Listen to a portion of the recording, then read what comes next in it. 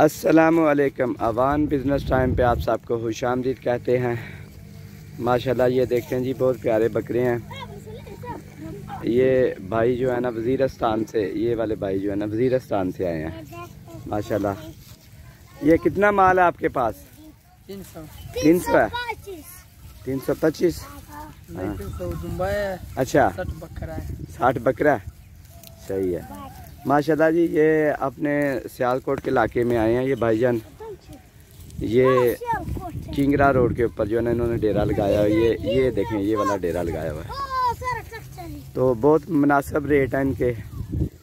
कोई भी भाई खरीदना चाहता है ना तो ये किंगरा रोड दज्जोवाली के बिल्कुल पास है, इन्होंने अपना डेरा लगाया हुआ है। भाईजान आपका नंबर वगैरह कोई है?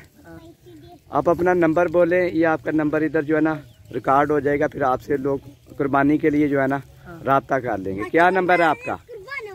03444619727 ये भाईजान का नंबर इन्होंने बोला है, ये आप नंबर लिख लें।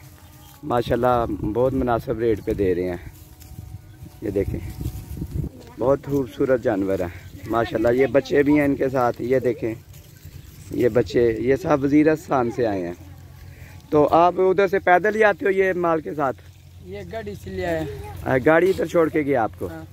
सही है माशाल्लाह जी माशाल्लाह। ये देखें